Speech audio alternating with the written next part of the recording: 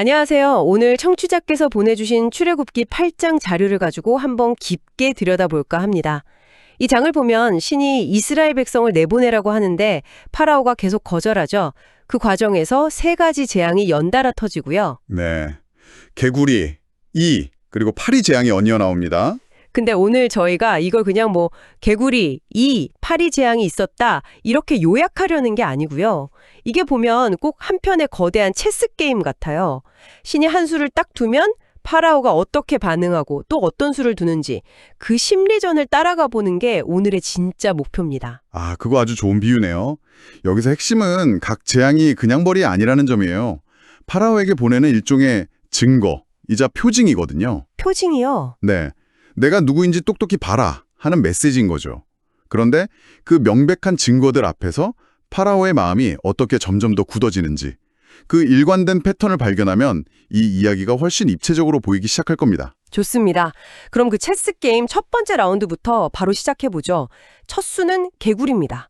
근데 이게 그냥 연못에 몇 마리 나타나는 그런 수준이 아니에요. 본문을 보면 왕궁, 침실, 심지어 침대 위는 기본이고요. 화덕이랑 떡반죽 그릇에까지 들어간다고 묘사돼요. 일상의 모든 공간이 그냥 다 점령당하는 거죠. 이건 거의 공포영화 수준 아닌가요? 아침에 일어나서 커피 내리는데 원두 대신 막 개구리가 갈려 나온다고 상상해보세요. 전 하루 만에 항복했을 것 같아요. 정말 끔찍한 상황이죠. 그런데 여기서 흥미로운 지점이 하나 있어요. 이집트의 술객들도 똑같이 개구리를 불러냈다는 기록이 있거든요. 아, 맞아요. 그 부분. 이건 당시 이집트의 주술이 그냥 눈속임이 아니라 실제로 어느 정도의 힘을 가졌다는 걸 보여줘요.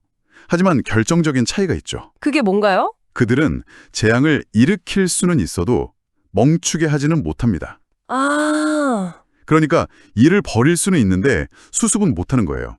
신의 권능과 인간 기술의 한계를 처음부터 아주 명확하게 보여주는 지점입니다. 그렇군요. 결국 파라오도 견디다 못해서 처음으로 협상 테이블에 나오잖아요. 모세와 아론을 불러서 제발 이 개구리 좀 없애주면 내 백성을 보내주겠다고 약속을 하죠. 네, 첫 번째 협상 시도죠. 그런데 여기서 모세의 대응이 정말 뜻밖에요. 언제 기도를 해드릴까요? 이렇게 되물으면서 오히려 파라오한테 시간 결정권을 넘겨버려요. 이건 왜 이런 거죠? 그냥 바로 없애주면 더 극적이지 않나요? 아주 예리한 질문이십니다. 이게 단순한 배려나 시간 끌기가 아니고요. 파라오를 체스판의 코너로 몰아넣는 아주 영리한 수예요. 영리한 수다. 네, 당신이 정한 바로 그 시간에 정확히 재앙이 멈추는 걸 보여주겠다. 이건 우연이나 자연현상이 아니라 전부 나의 통제하에 있다는 걸 당신 눈으로 똑똑히 확인하라 라는 자신감의 표현인 거죠. 와, 이건 빼도 박도 못하게 만드는 거네요. 그렇죠.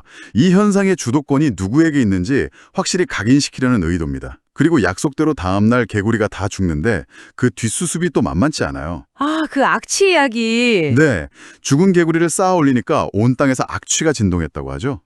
재앙은 끝났지만 그 끔찍했던 기억을 후각으로 계속 상기시키는 지워지지 않은 흔적을 남긴 겁니다. 그런데 가장 중요한 반전은 그 다음에 일어나죠.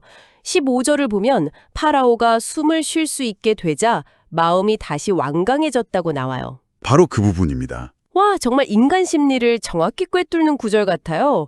죽을 것 같을 땐 뭐든 다 하겠다고 하다가 조금만 살만해지니까 언제 그랬냐는 듯이 약속을 뒤집는 거죠. 이게 심리학에서 말하는 최신 편향하고도 좀 비슷해요. 가장 최근의 경험, 그러니까 숨 쉴 틈이 생겼다는 그 안도감이 바로 직전에 끔찍했던 재앙의 기억보다 더 크게 작용하는 거예요. 아, 위기가 눈앞에서 사라지면 그 심각성도 금방 잊어버린다. 네, 인간의 본성을 보여주는 아주 현실적인 묘사라고 할 수 있습니다. 자, 이렇게 첫 번째 라운드는 파라오의 완패로 끝났는데 그는 항복하는 대신 그냥 판을 엎어버렸어요. 약속을 어긴 거죠. 그러니 당연히 두 번째 라운드가 시작됩니다. 이번에는 이 재앙이에요. 네, 개구리처럼 시각적으로 압도적이진 않지만 훨씬 더 개인적이고 불쾌한 재앙이죠. 온 몸에 달라붙어서 잠시도 쉴 수 없게 만드니까요. 그리고 여기서 체스게임의 판도를 바꾸는 결정적인 사건이 터집니다. 바로 이집트 술객들의 완벽한 실패죠. 맞아요. 이전에는 흉내라도 냈는데 이번에는 아예 일을 만들어내지 못하죠. 여기서 술객들이 파라오에게 가서 하는 말이 정말 놀랍지 않나요? 이는 하나님의 권능이니이다. 그렇죠. 이게 그냥 저희는 못 하겠습니다가 아니잖아요. 자기들 밥줄이 걸린 문제인데 저렇게 쉽게 자기들의 패배와 상대방의 우월함을 인정한다고요? 이건 거의 내부 고발이나 다름없는 발언 같은데요. 그 지적이 정말 날카로운데요. 맞습니다. 이건 단순한 실패 선언이 아니에요. 파라오의 권력 기반 중 하나가 바로 이집트의 신들, 그리고 그 대리인인 자신과 이 술객들이 만들어내는 신비주의였거든요. 그렇죠. 그런데 그 최고 전문가 집단이 이건 우리 시스템 밖의 힘입니다. 우리가 다루던 차원의 문제가 아닙니다. 라고 공개적으로 선언해버린 거죠. 아, 이건 파라오가 믿고 있던 세계관과 통치 이데올로기 전체의 정면으로 균열을 내는 발언인 셈입니다. 체스 게임으로 치면 파라오가 자신의 가장 강력한 말인 퀸에 해당하는 술객들을 내보냈는데 상대방의 폰 하나에 그냥 잡혀버린 셈이네요. 정확한 비유입니다. 외부의 공격뿐만 아니라 이제 가장 믿었던 내부 전문가들로부터도 자신의 신념이 공격받는 상황이 된 거죠. 그런데 파라오의 반응은 더 놀라워요. 성경은 바로의 마음이 더욱 완강하여 그들의 말을 듣지 아니하니라고 기록해요. 네, 그게 참. 증거를 보고도 안 믿는 걸 넘어서 이제는 믿을 수 있는 내부 증언까지 나왔는데도 애써 외면하는 단계로 들어선 거네요. 맞습니다. 자신의 권위, 이집트의 신들, 그 모든 것을 지키기 위한 필사적인 저항이라고 봐야죠.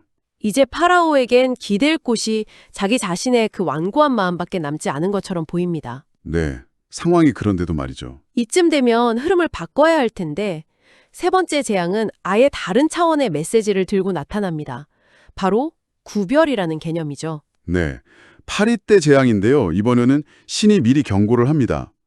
이스라엘 백성이 사는 고센 땅에는 파리 때가 없게 하겠다. 그렇죠. 이걸 보고 내가 이 땅의 주인임을 네가 알게 하겠다. 이렇게 선언하죠. 이전까지는 이집트 전역에 무차별적으로 재앙이 임했다면 이제부터는 보호할 대상과 심판할 대상을 명확히 구분해서 보여주는 겁니다. 이건 뭐 파라오에게 보내는 아주 시각적이고 강력한 메시지네요. 봐라. 이 모든 것을 통제하는 존재가 바로 나다. 그리고 내 백성은 내 권능 아래 이렇게 안전하다는 것을 공간적으로 증명하는 셈이죠. 이 명백한 표징 앞에서 파라오의 협상 태도도 한 단계 진화하는 것 같아요. 이전처럼 무작정 버티거나 약속만 하는 게 아니라 구체적인 타협안을 제시하기 시작하거든요. 맞아요. 조금씩 밀리기 시작하는 거죠. 첫 번째 제안이 좋다. 제사를 드려라. 대신 이집트 땅 안에서 해라는 거였죠. 어떻게든 통제권을 놓지 않으려는 시도입니다. 허락은 하되 내 영향력 아래에 두겠다는 의도가 깔려 있는 거죠. 하지만 모세가 아주 현실적인 이유를 들어 거절해요. 우리가 드리는 제물은 이집트 사람들이 혐오하는 건데 그들 앞에서 제사 드리다가는 돌에 맞아 죽을 수도 있습니다. 네, 이건 단순한 핑계가 아니라 당시의 종교적, 문화적 갈등을 정확히 짚은 합리적인 거절 이유입니다. 그러자 파라오가 한 발 더 물러서죠. 알겠다. 광야로 나가도 좋다. 다만 너무 멀리 가지는 말라. 드디어 국경 밖으로 나가는 걸 허락하긴 하는데 여전히 너무 멀리 가지 말라는 단서를 붙여요. 그의 속내가 정말 빤히 보이네요. 그렇죠. 심지어 모세에게 나를 위하여 기도하라고 부탁까지 합니다. 아, 맞아요. 그 부분. 이런 그가 신의 능력을 분명히 인지하고 있고 그 능력을 통해 이 재앙에서 벗어나고 싶어 한다는 증거예요. 하지만 그 권능의 주체에게 온전히 항복하고 싶지는 않은 아주 모순적인 상태에 빠져 있는 겁니다. 그리고 이 치열했던 협상의 결말은 이제는 놀랍지도 않네요. 네, 예상대로 흘러가죠. 모세가 기도해서 파리떼가 하나도 남김없이 사라지자 32절 바로가 이때에도 마음을 완강하게 하여 백성을 보내지 아니하였더라. 위기가 해결되자마자 다시 원래의 태도로 돌아가는 패턴이 세 번째 반복되면서 거의 확정된 공식처럼 굳어집니다. 자, 오늘 출애굽기 8장을 통해서 반복되는 재앙과 협상 그리고 배신의 패턴을 살펴봤습니다. 재앙의 강도와 성격은 점점 정교해지고 신의 권능을 보여주는 증거는 점점 더 명확해졌어요. 네, 심지어 파라오의 최측근 전문가들마저 백기를 들었죠. 그런데도 그는 숨쉴 틈만 생기면 어김없이 약속을 뒤집었습니다. 결국 이 8장이 우리에게 던지는 질문은 본다는 것과 안다는 것의 차이가 뭘까 하는 점인 것 같아요. 본다는 것과 안다는 것의 차이요? 네, 파라오는 재앙을 눈으로 똑똑히 봤습니다. 술객들의 실패를 통해 신의 권능에 대한 전문가의 증언까지 들었습니다. 그는 객관적인 사실과 정보를 모두 가지고 있었죠. 네, 그렇죠. 정보가 부족한 건 아니었죠. 하지만 그는 그것을 진정한 알무로, 그러니까 자신의 현실을 바꾸는 지식으로 받아들이기를 거부한 겁니다. 아, 그렇군요. 정보가 부족해서가 아니라 그 정보를 받아들였을 때 무너져 내릴 자신의 세계, 자신의 권력과 자존심을 지키기 위해서 의지적으로 거부한 것에 가깝다는 말씀이시군요. 맞습니다. 그의 완고한 마음은 모든 명백한 증거를 튕겨내는 강력한 방어막처럼 작용한 셈이죠. 어쩌면 그에게는 이스라엘 백성을 보내주는 것보다 자신의 패배를 인정하는 것이 더 큰 재앙처럼 느껴졌을지도 모릅니다. 그게 바로 이 이야기의 비극이군요. 네, 그렇습니다. 오늘 이야기를 마무리하면서 청취자분께 이런 질문을 던져드리고 싶습니다. 파라오는 자신의 권력과 신념을 지키기 위해 명백한 현실을 외면했습니다. 그렇다면 우리 삶 속에서 무언가를 너무나 간절히 믿고 싶거나 혹은 필사적으로 지키고 싶을 때 우리는 눈앞의 명백한 증거들을 어디까지 받아들이고 또 어디까지 외면하게 될까요? 그 경계는 과연 어디에 있을까요? 한 번쯤 깊이 생각해 볼 만한 질문인 것 같습니다.